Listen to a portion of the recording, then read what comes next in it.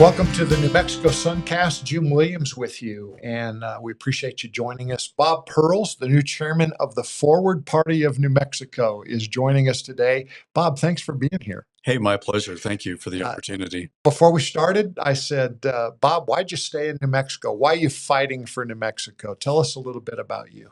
Yeah, I grew up in New Mexico. I grew up in Albuquerque, went to Jefferson Junior High and Highland High School, and I was one of those go-getters even back in high school. And a lot of us who were high achievers at Highland left and went out of state to college, went out of state to university, as I did. I went to a place called Pomona College in Claremont, California. And out of those high achievers, I'm pretty much the only one who came back home. I always loved New Mexico. I've been here since I was 4 years old, so I'm almost a native.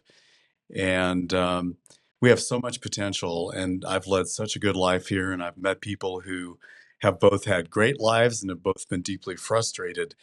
And yeah, I decided this is where I wanted to continue to put down roots. My family was here, wanted to raise kids here.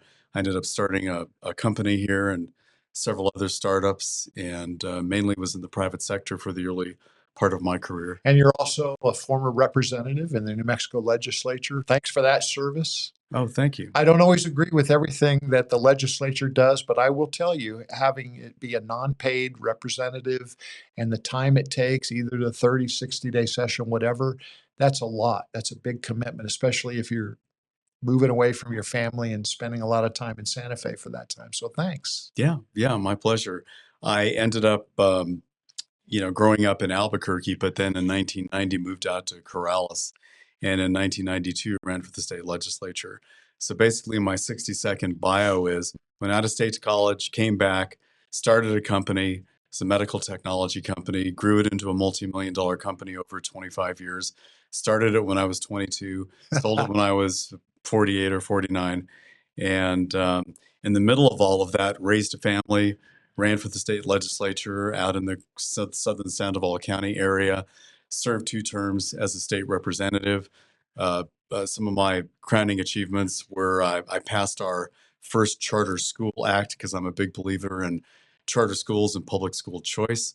I passed a bill that created the Public Regulation Commission, which merged the old Public Utilities Commission and the old State Corporation Commission, put in place term limits, put in place ethics reform that said for the first time utility regulators cannot accept money from industries they regulate. So early on, I was pretty big. That's one of the common sense things that I read about the forward parties promoting. Yeah, streamlining government. What a concept. Passed a bill that made it illegal to sell cigarettes to minors because New Mexico was the last state that allowed that.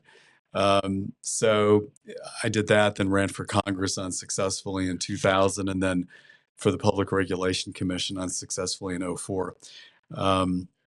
All of that deeply informed my perception of both parties, which I know we'll talk about in a little while. But worked on a couple of startups in 2009, one in cybersecurity, one in telehealth. Because of the recession, I couldn't get them easily funded, and really wanted to do public service. I loved my time in the legislature. I had some family and some friends who had been U.S. diplomats, were called foreign service officers. And so really anybody can apply. It's incredibly difficult to get in as a foreign service officer, but anyone can apply. So I applied, got in, served our country abroad in Frankfurt, Germany, at the U.S. consulate, at the U.S. embassy in Gambia, West Africa, at the U.S. embassy in Ottawa, Canada, and then at the embassy in Islamabad, Pakistan. So that was a second career over about a 5.5-year period. Then I came back home. My mom was dying of cancer, so I wanted to be here and not halfway around the world in 2016 when she passed. Jumped back into the private sector for a few years.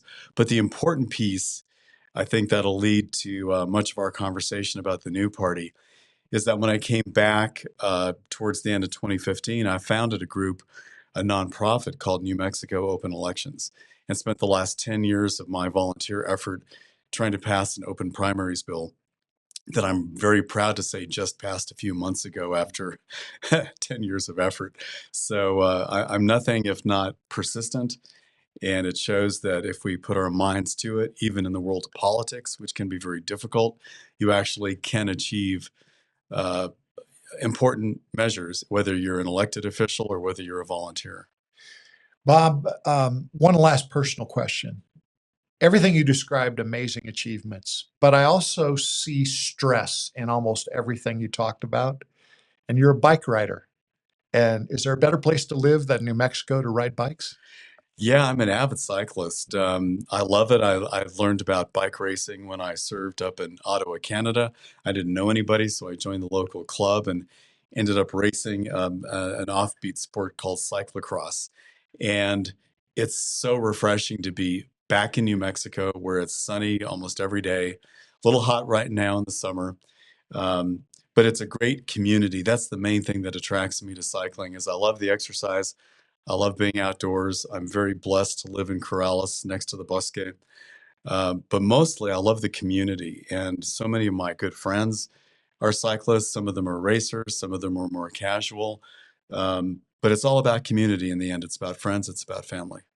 And I think that to start off with is why you've stayed in New Mexico or come back to New Mexico. Your experience, I didn't know that you'd spent time abroad.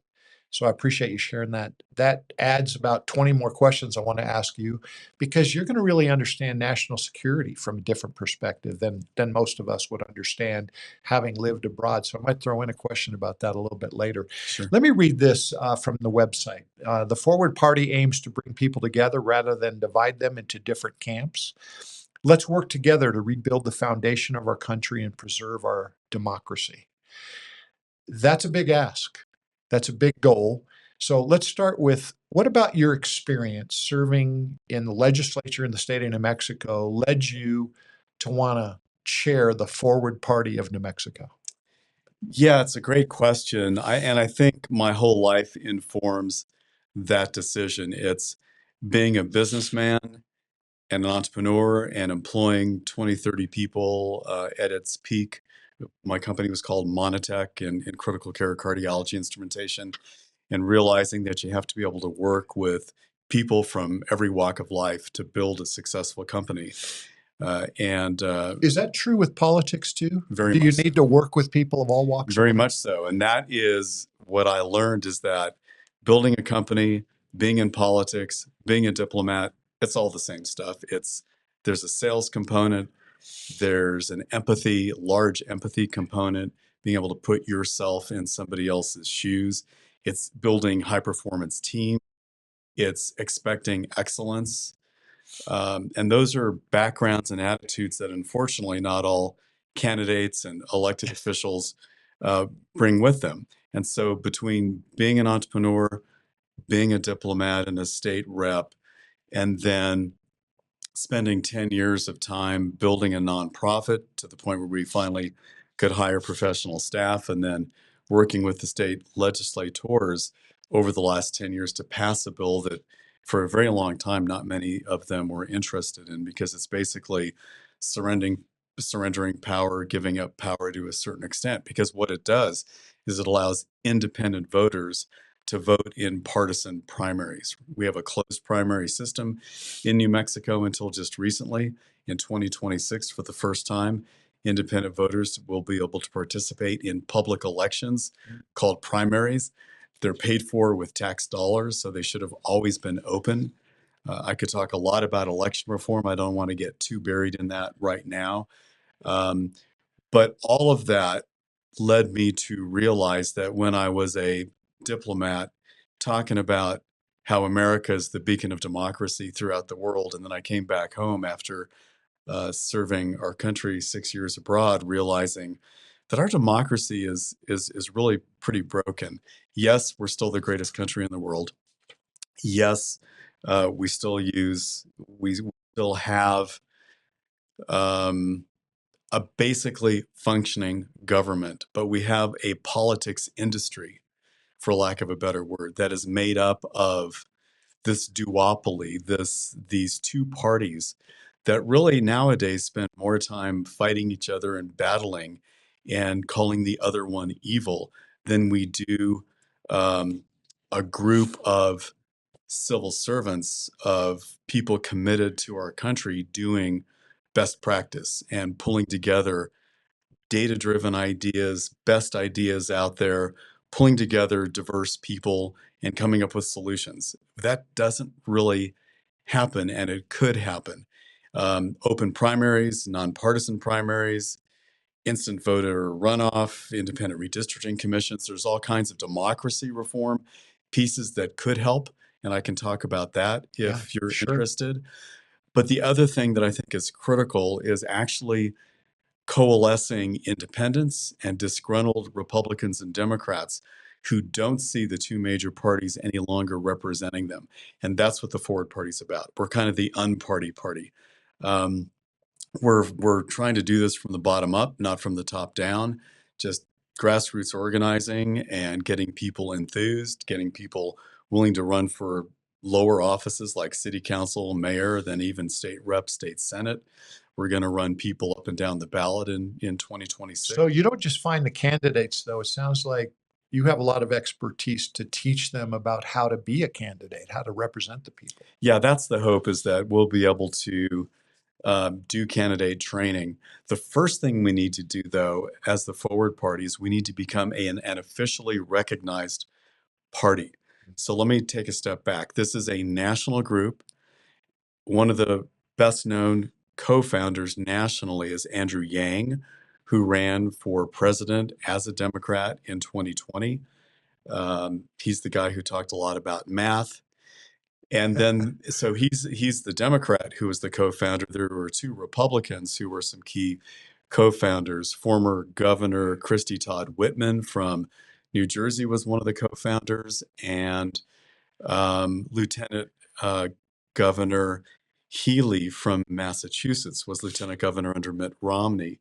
So she was one of the main national co-founders. So we're kind of a chapter, for lack of a better word, of a national party that's really just getting going. So when we talk about what needs to happen to become an official party in New Mexico, address this answer in two ways. One, tell us what needs to happen and how you'd like our viewers to help you. Yeah, thank you. We have to collect 3,500 signatures, which means we really need about 5,000 from registered voters in New Mexico. You can be a registered Republican, Democrat, Independent, Green, Libertarian. If you sign our petition, we would appreciate that. And once the Secretary of State certifies us as an official party, then in 2020, and we're expecting that by the end of the year, then in 2026, when you walk in to vote, you'll see the Republican line, the Democrat line, the Libertarian line, and hopefully you'll see the Forward Party line. And we plan to run candidates as Forward Party candidates. But unlike other parties, we plan to endorse Republicans, Democrats, Independents, Libertarians, You mean that Greens. you're going to actually admit that a Democrat had a good idea, a Republican had a good idea, and a Libertarian had a good idea? Absolutely. Absolutely. And that's, maybe you've just summed up perhaps what's wrong with the American political system. Democrats aren't allowed to talk to Republicans anymore. Republicans aren't allowed to talk to Democrats. It's almost a bad word to say collaboration or coalition building. Um, for example, there were a couple of Democrats like Manchin and Kirsten Sinema, who were U.S. senators, who were seen as too conservative by the largely progressive uh, incumbents and largely too liberal by the Republican incumbents, when in fact, I think they both did a pretty good job of trying to represent, in Manchin's case, West Virginia, which is a very conservative state, and Sinema representing Arizona. That's kind of I guess you'd call it a purple state. That's a true swing state. And in my mind, all politicians should be that way. All politicians should be accountable and responsive to all their voters, not just the party base. And by the party base, I mean in a partisan primary system, which 47 out of 50 states have. You have mostly very liberal to progressive people, for lack of a better word. These labels are very Sure. difficult nowadays. Turning out in the Democratic primary, and you have mostly the MAGA contingent of the Republican Party turning out in the Republican primary. And over the last 20, 30 years, you've seen both parties be driven further and further and further to the extreme, to the point where they're much more concerned about being primaried. That's a new term in the last 10 years. Much more concerned about being beat by somebody even more extreme than they are in the primary than they are about losing the general election. And, people our age in their 50s, 60s, and on up, we were used to most of the election taking place in the general election, where you have two fairly moderate candidates with different views. Maybe one's more international focused than the other. Maybe one's more union focused than the other. Maybe one's more public school focused versus private school voucher focused. But generally, there was at least some consensus that capitalism was more or less the correct way, that America was more or less the leader in democracy in the world. Um, and we could go on with sort of common values. And because of this extremism, neither party really represents common values anymore. And so 80% of New Mexicans and 80% of Americans in the middle are left out. Let me ask you to go back to your background in business. You didn't just hire people of one religious faith or require religious faith, or they didn't have to be a Republican or a Democrat. Is that true? Yeah, of course. And they didn't have to be white. They didn't have to be black. They didn't have to be And you had a Hispanic. common goal, Yeah, and sounds like a group of people that you hired were successful. very, very. One of my proudest moments is taking dozens of people who didn't even have a college degree. Several didn't have a high school degree, and taking them from minimum wage to making six figures. And this happened over and over and over again by promoting women, by promoting minorities, by promoting whites. And there was never a checkbox of what their ethnicity or religion or background had to be. We just had to like each other, trust each other, and work hard. I just want to give an example about the Forward Party. If you go to forwardparty.com, there is going to be a forwardparty.com/New Mexico soon. But right now, you can go in and read about the Forward Party, and you have topics listed at the bottom of your homepage. And one of those topics, I hadn't read that actually till today. Um, one of those topics is about safety, Right. um, law enforcement, etc. I want to go back to that common goal you had in business. And you don't have to break down, everything about public safety, but do you believe that the Forward Party could take people that disagree about their religious faith, or they disagree about uh, abortion, or they disagree about something else? Do you think the Forward Party could bring people together and come up with a common sense way to support and recruit law enforcement in the state of New Mexico and make us all safer? That's an interesting question. Nobody's ever asked that exact question, phrased that exact way. So generally, my philosophy is that I can bring together 9 out of 10 people and come up with consensus on most issues. Now, 1 out of 10 folks are going to be, and I respect this, but they're going to be kind of traditional far left or far right, and they have very strong beliefs, and they're allowed to have those beliefs in America, and that's wonderful. And for them, the Democratic Party and the Republican Party probably check off every single box they want to check off. Um, Having said that, I'd say 9 out of 10 people, their neighbors, they could solve the sewer problems or the skunk problems or, whatever. You don't ask usually, hopefully, what party they are. You ask them how you can help. If you see their kid getting in trouble, you help their kid out. Um, if you see their dog got out, you put their dog back in, and that's that. It's only this tribalism that's infected politics, where you've got these two warring teams, these two warring tribes, And it's the media, it's the money, it's the consultants, it's the Beltway bandits, it's the closed primaries, it's the gerrymandered districts that make blue districts and red districts safe. It's this whole dysfunctional ecosystem that has led us to a point where politicians talk much less to each other than normal folks. So to go back to your law enforcement question, yeah, I think we can. I mean, people don't want to defund the police. People want to have police who are community based. People want to have police who are in it for the right reasons, not for ego. Um, and I'm not a law enforcement expert, but I can tell you that I think absolutely we can create consensus, but you have to have a system, a political system that incentivizes consensus, and our current system does not. So you need to change the way we elect district and finance candidates, and you need to have choices. And the Forward Party is going to be a mainstream alternative to the two parties that have tracked along the extremes. Is New Mexico more divided than the rest of the country, or are we kind of a microcosm of what's happening nationally? I think we're a microcosm of what's happening nationally. If anything, maybe we're a little less divided. In many ways, we're a one-party state rather than, and actually, let me take that back. The problem is that most states are one-party states, and so the way we look at the Forward Party and the way that I want you and your listeners to think of the Forward Party, we don't want to be a third party. We want to be your second party, because you have to have loyal opposition in a democracy to work. Loyal opposition means a functioning opposition. We do not have a functioning Republican Party in New Mexico. We do not have a functioning Democrat Party in Texas.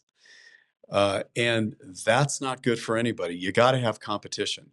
We have more choices in cereal and flavors of ice cream than we do in candidates. And the last thing on this subject I want to mention is, if you think about in November on election day, only about 5 of the 112 state reps and state senators have meaningful competition. When you think about election day, only a handful of the 435 US congressmen and women and 100 US senators have meaningful opposition. 96% of incumbents are reelected, and 80% of incumbents in all offices have no competition in the general election. So we're going to be targeting in 2026 those seats where there is no competition Interesting. and provide competition. So I want to go back to you're after 5,000 signatures to become a legally recognized political party in the state of New Mexico. So tell me exactly how people would participate in signing that petition. Yeah, thanks. The best, quickest way to get tied into what the Forward Party is doing without absolutely no commitment is to go to forwardparty.com, which is the national website. Just sign up as an interested person. That way you'll be on the mailing list. You're not leaving your current party signing up for this. No, not at all. Okay. Has nothing to do with registration. In fact, right now you can't even register as the Forward Party because we're not a recognized party. I'm a registered independent. Many of our supporters are registered independents, but many of our executive committee, which is our leadership committee, are Democrats and Republicans. So we're a real mix. We're a hodgepodge, just like New Mexico is. So you can sign up to get some updates. You can click on New Mexico and it'll say that I'm the state party chair in New Mexico. You can sign up for New Mexico updates if you want. We would love to have an ability for you to sign electronically, but we don't have that in New Mexico. We're trying to work with the Secretary of State to implement that. So you have to sign an actual piece of paper. And so if you want to do that, you can email us through the website and say, "Hey, I want to sign." And best of all, you can ask for some petitions, and we can email you a petition and you can circulate it to your friends and family. Again, there's no obligation. There's no confidential information. People signing this have to be currently registered. Yes, in To New vote. Mexico. In New Mexico. That's the only requirement. Registered voter in New Mexico. Okay.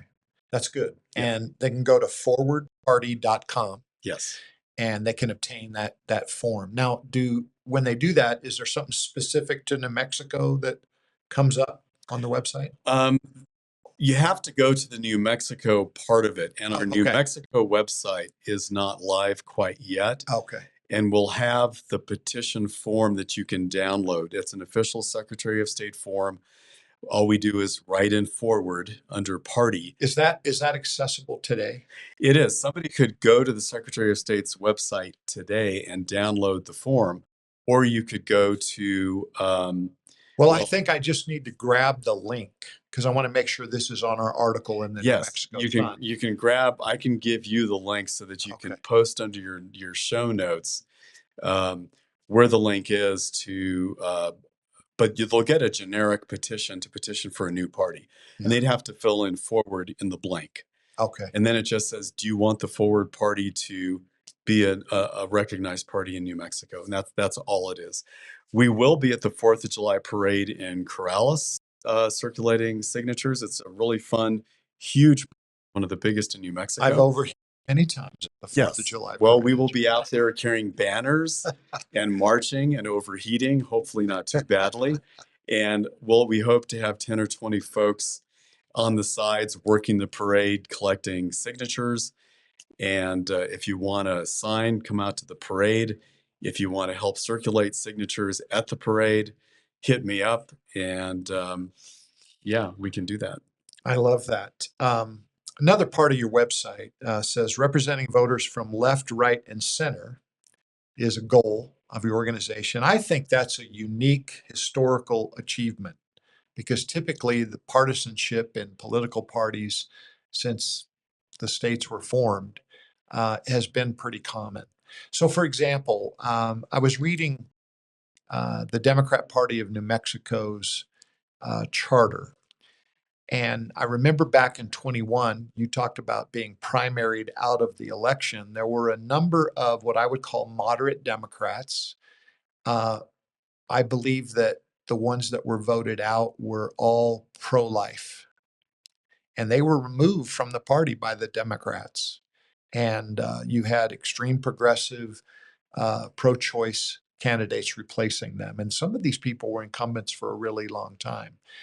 So when I read that charter, it appears to me that you can't be pro life according to the Democrat charter and be in the Democrat Party. That's just what it appears to me. And I find that odd. And I also find that the Republicans have assumed that, the faith community, we have a large Catholic community, large Protestant Christian community. It's like, okay, you guys are all supposed to be in our party. And I think that both of those perspectives with those particular issues are kind of offensive to everybody. Yeah, I think if you're a person of faith, you'd love to be around people that need to hear about your faith and be encouraged by it. And you don't want to be required to be put in a box over here. So uh, I know all of these are questions that you've probably had to consider. Again, getting permission to tell someone they did a good job, even though you might differ in some area from them. So this is going to take a lot of work from a grassroots perspective. What do you see happening with people that join the party? Are you going to try to get people to to work and to volunteer, and how does that come together? Yeah, that you've just discussed a lot of different issues. Let me try to back up to your earlier comments. Um, there aren't going to be any litmus test policy issues to be a forward party voter, or be a forward party candidate. And the reason we strongly believe that is because we want localities, we want states to make decisions about what their priorities are.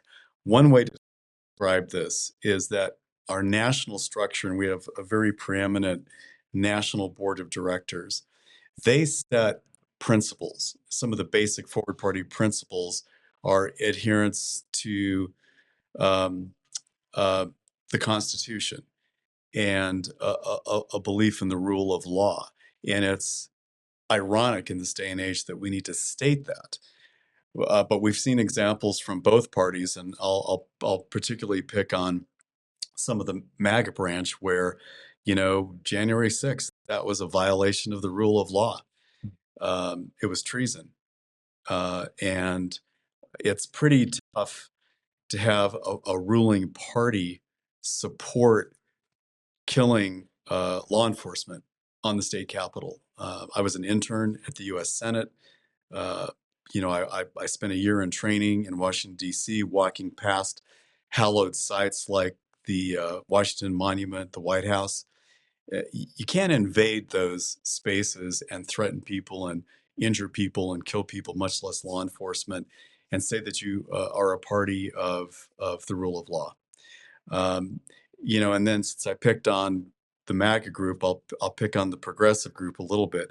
I think with the progressives, we often see far too often an emphasis on identity politics. I think that's a lot of the reasons why the Democrats have lost to President Trump twice, is there's too much focus on what you look like versus what you believe in, what versus what's in your heart. I heard so many candidates in the 2024 election cycle on the Democrat side stand up in front of hundreds and say, you need to elect somebody who looks like me. I mean, I would never I stand. remember people saying that. Yeah, and I'm not going to call out names, but I can think of 10 different people who said that. No, you want to elect people who believe the same way, and you want to elect somebody with integrity and morality, who will reflect the community's value system. This particular woman who said that repeatedly was running against a Republican who was also a female Hispanic. So objectively, they looked the same, and yet they had radically different values. So why would you say publicly to elect somebody who looks like me? And that's sort of the whole identity politics piece. And it ties into what you said, where whether identity politics is beyond race and gender, also values, whether you're pro-choice, anti-choice. You can be pro-union, pro-gun, you can be pro-international trade and pro-union. And that's part of the problem, is all of these litmus test issues for parties, and most people have a mishmash of beliefs. I personally am pretty socially liberal and very much fiscally conservative, probably from my business background. I believe in a balanced budget. I believe in a strong defense. I have a concealed carry permit. And I believe deeply in equal rights, equal LGBTQ plus rights. I don't believe in discrimination. I don't care who people love. And these are my own personal values. So I'm just describing me. I actually think you do.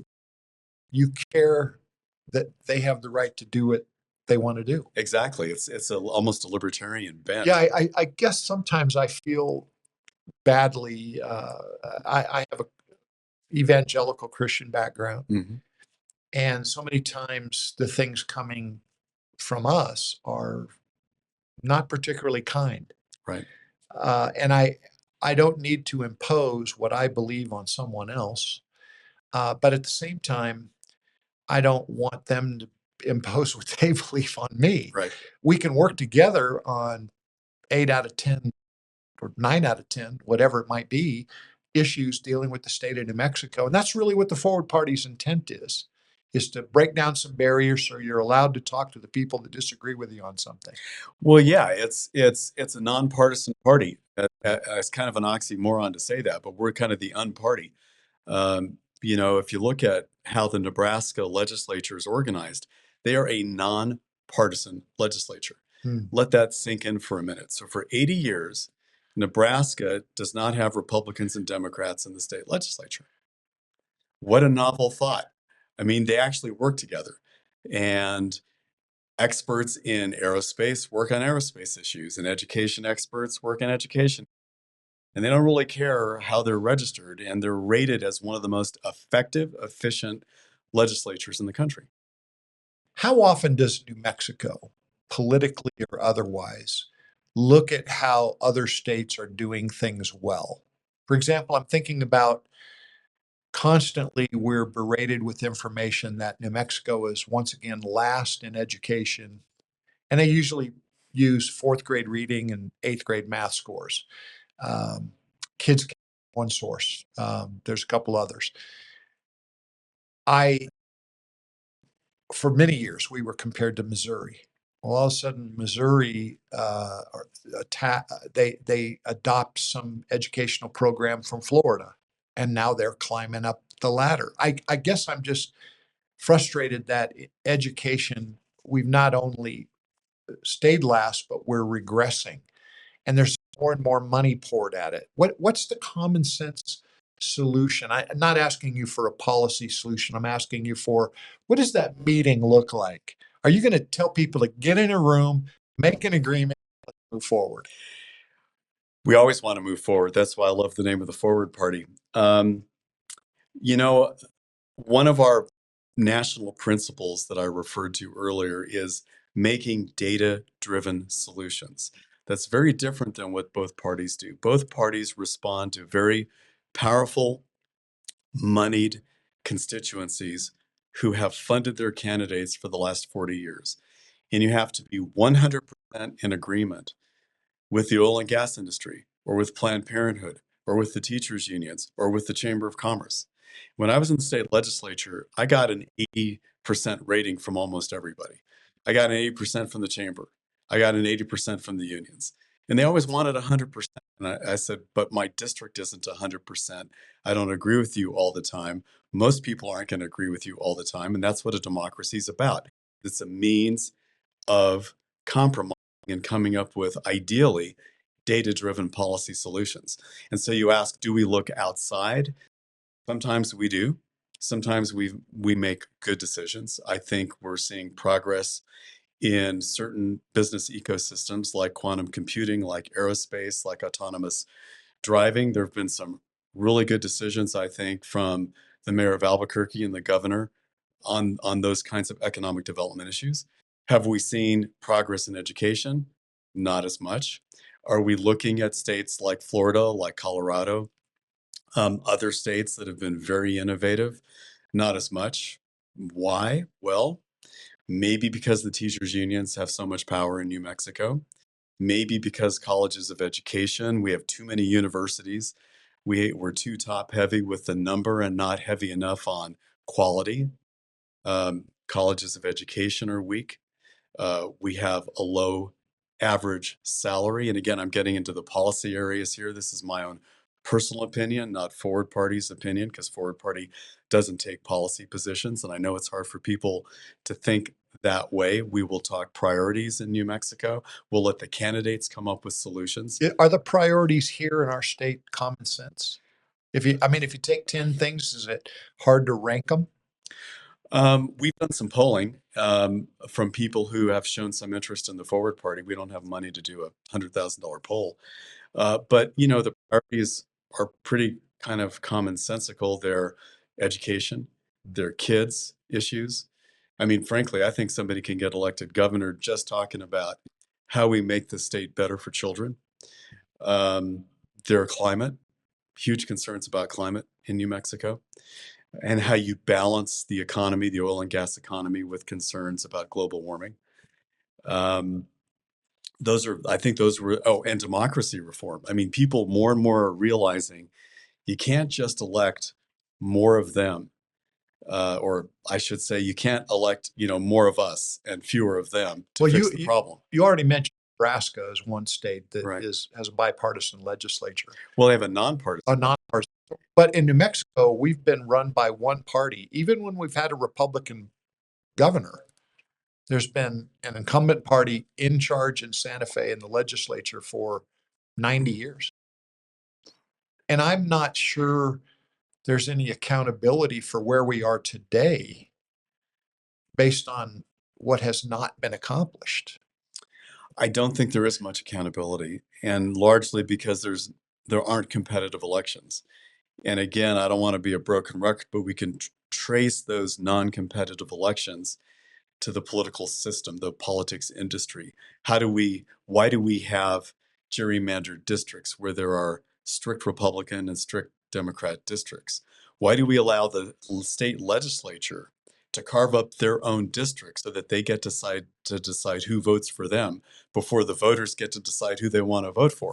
It's the biggest conflict of interest going not have an independent redistricting commission. And I know this sounds esoteric and boring, but truly the way we structure elections and who we allow to vote in elections, the fact that we've excluded 25% of voters in New Mexico who are independents from voting in the most consequential election we have, which is the primaries, both the Democratic and the Republican primaries, has skewed the results of the elections over the last 40, 50 years. The fact that Citizens United, a national Supreme Court decision that equates money with First Amendment rights, now allows an unlimited amount of money from political action committees and billionaires to fund campaigns with no accountability and no transparency. The system is broken. So you were a Democrat. I You was a served in the Democrat. legislature. Yeah. What came to you that changed your mind and started you looking for a better solution? Well, the first thing was I didn't like being told what to do by my Democratic leadership. I wanted to vote my conscience. I wanted to reflect what was a very diverse district. I represented Bernalillo, Corrales, and a big chunk of Rio Rancho. Couldn't be more diverse than that. And there's a lot of pressure from leadership to vote certain ways, to carry certain bills, not to carry certain bills. I was a small businessman. I was used to calling my own shots, and I did not want to be told, by some guy who'd been in the legislature for 30 years what to do and how to vote. So I won 3 straight Democratic primaries against opponents that the leadership ran against me. That's how much my own Democratic leadership did not want me in the State House of Representatives.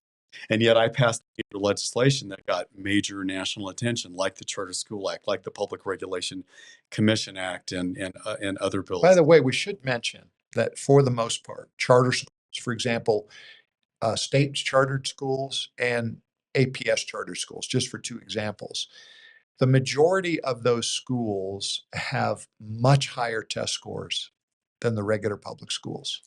They do generally, although many of them do specifically target at-risk kids.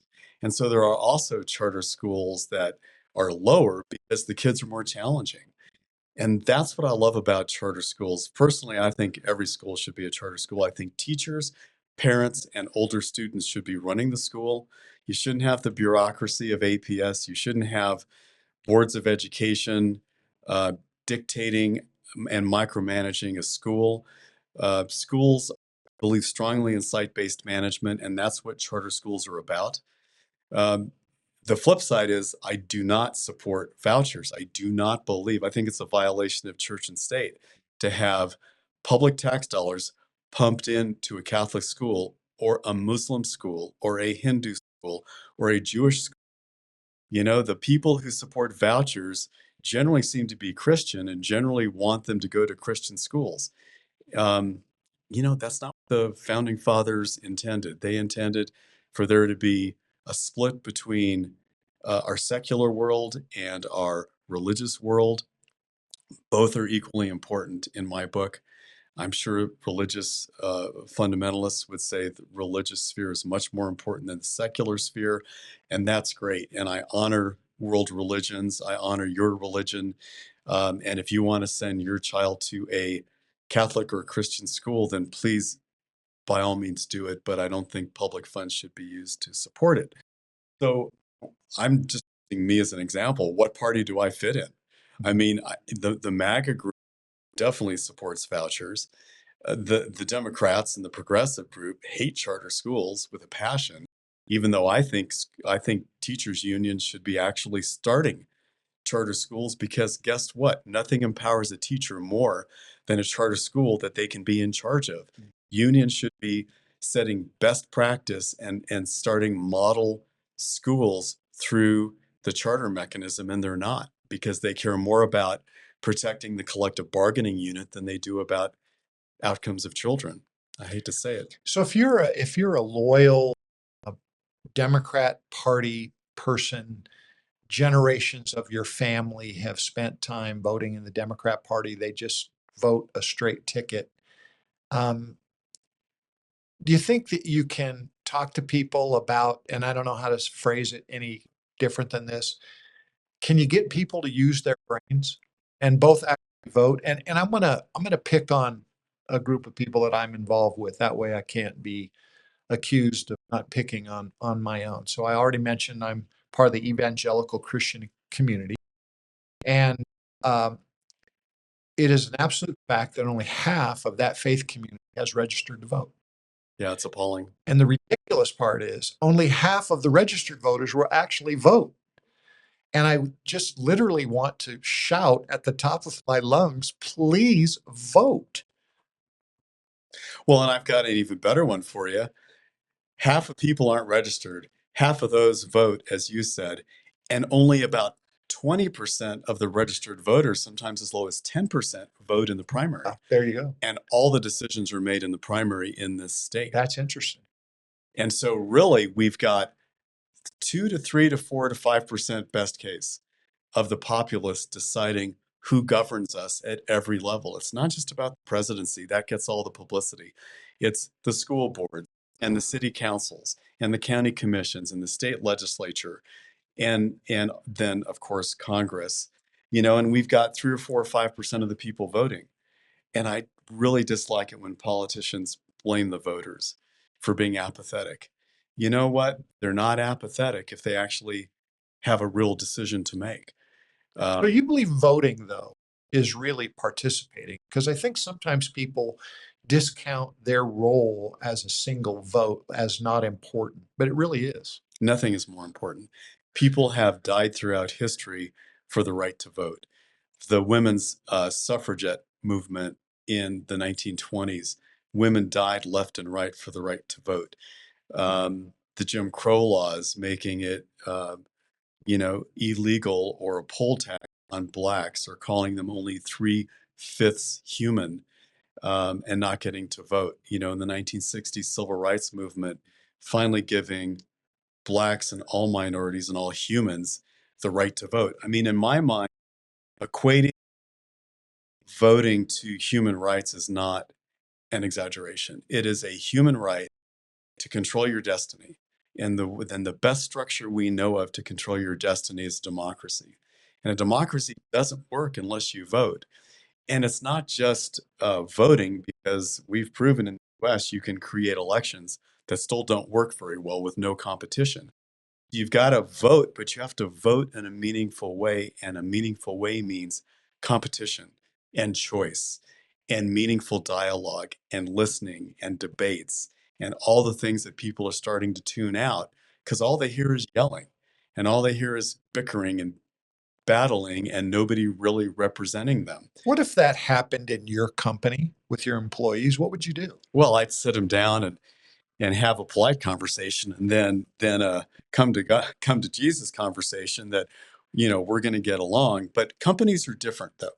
That's why you can't run government like a company, because companies, I mean, the owner, I was the authoritarian and I tried to be sensitive and I tried to run it as much of a democracy as you can, but in the end you got to say, look man, get on my page here, work with my biomed tech and my nurse and my salesperson, or I can't have you in my company.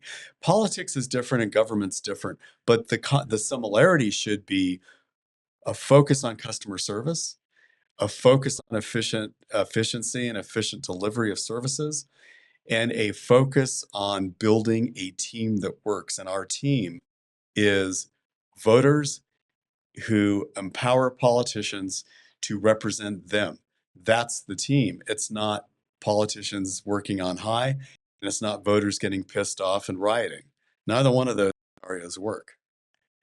I want to say, as much as I hate to say we're part of the media at the New Mexico Suncast and the NewMexicoSun.com, we are part of the media, but we are similar to the Forward Party in that we are nonpartisan. We want people to have a voice here, and we want this to be a place where they can read about the discussion. And that's your contributions today have been amazing. But I wanted to ask you about the media and their biases, because that's contributing to some of this problem, isn't it? Yes, very much so. There's a whole ecosystem we have that has fragmented our society into two, and it's not really two. But just for a moment, let's say it's two, because the media likes to paint it as this duopoly, as a red team and a blue team. The data shows that a recent Gallup poll shows that 51% of Americans identify as independent. And so the real picture of America is 25% Democrats, 25% Republicans, and 50% independents. The real picture is that 33 states in America now have the biggest voting bloc as unaffiliated voters. So it's that can't participate in the primaries largely. well, it depends on the state. I mean, fortunately, nowadays, 40 states have some flavor or shape of open primaries, so at least independents can vote. But we need that in New Mexico. Well, we passed the first step in the 2025 legislature, the bill I'd been working on for 10 years. Right. So in 2026, independents will be able to vote in a partisan primary of their choosing. Democrats still have to vote for Democrats. Republicans still have to vote for Republicans. In my ideal world, we'd have a bill more like Nebraska, California, Washington, Alaska, where all voters can vote for all candidates. But I don't want to get too sidetracked here. You asked about the media. The media is part of the ecosystem that tries to divide us because they make money by dividing us. They make money just like social media does by dividing us into warring camps. And all the algorithms that Facebook and Twitter use divide us further, feeding us even more and more fringe data, not data that shows what we have in common. And if you look at MSNBC and Fox News, I sometimes will flip between the two. You can't believe they're reporting the same event, the same thing. They are painting it so that you would think it's two different things, and it's two different realities. And we have two parties that paint a picture of two different realities, and we have the true believers in both parties that see reality so differently that it's difficult to have a conversation. And that's why they both believe the other side is evil. There are very, very, very few evil people in this world. And some of them are Democrats, some of them are Republicans, some of them are independents. But by and large, there are good people trying to do good things. And there's this vast incentive that the media amplifies not to get along and to see things much differently than we actually do. Bob, I've only got two more questions for Yeah. you. Do you think that people in New Mexico, in particular, are aware when they're being manipulated? I don't know. I'm not a psychologist. My parents were. I guess I just think about what you just said about the media, and I wonder if they're discouraged because they realize the same thing you just stated, that the spin is one way here and another way here. What's really the truth? And that's part of what this dichotomy between the left and the right media keeps amplifying is what is the truth. There is in fact an objective truth. And back in the 60s and 70s when you had ABC and NBC and CBS News, we all felt Walter Cronkite was telling the truth. And I'm dating myself. There are so many that it's very difficult to get objective data and objective information. I have a laptop and I push one button and every morning it pulls up automatically about 15 different websites. None of them are MSNBC and none of them are Fox News. Maybe it's BBC, maybe it's the Washington Post, maybe it's Politico. There's everybody kind of needs to work hard at trying to look at different opinions. You mentioned the BBC. Would a foreign news source look at us more objectively than I think so. than our own media? Yeah, I think so. They don't really have, they don't get paid based on red subscribers or blue subscribers. They don't get paid by people in the US. Yeah, they have some advertising folks, but, I really think that most of the major media outlets in the US to survive, it's not because they're evil, it's just to survive. It's capitalism, it's economics. They've had to carve out their niche in the marketplace. And because it's both, and it's a chicken and egg, because of closed primaries and gerrymandering and big moneyed interests and non-competitive elections, it's been easier to fragment us into these two warring camps. And then the media recognizes the two warring camps. They target content that the warring camps want to see, and then they amplify the warring camps. And so here we are in this day and age where the average voter looks around and says, man, nobody's representing me right now. I'm not going to vote. Bob Perls is a man that loves New Mexico. He's serving now as the chairman of the New Forward Party here in New Mexico. They're in the process right now of becoming a party, recognized party legally. So close our interview today with telling people what they need to do exactly to help you do that. Yeah, thanks again. I really appreciate this opportunity. I hope everybody's enjoyed this conversation. We need 5,000 signatures and submit them to the Secretary of State, sort of the same way candidates have to collect signatures to become a certified candidate. We're trying to do that before the end of 2025. So go to forwardparty.com, and pretty soon there'll be a New Mexico Forward Party website that just Google New Mexico Forward Party within, let's say, by July 1st. You can offer to sign the petition. You can offer to circulate the petition. We're going to be holding lots of community meetings and town hall meetings. If you're on the Meetup app, we have meetups every couple of weeks on Wednesdays in the North Valley in Albuquerque. We're looking for volunteers throughout the state. If you want to lead your city or county because you like what we're doing, or if you just want to meet our leadership team, reach out through the websites, through our social media, because we're on all the main social medias, Facebook and Twitter and Blue Sky and so forth, and we'll get right back to you. Bob, I appreciate you being with us. Thanks so much. Thank you. Appreciate you. Thank you.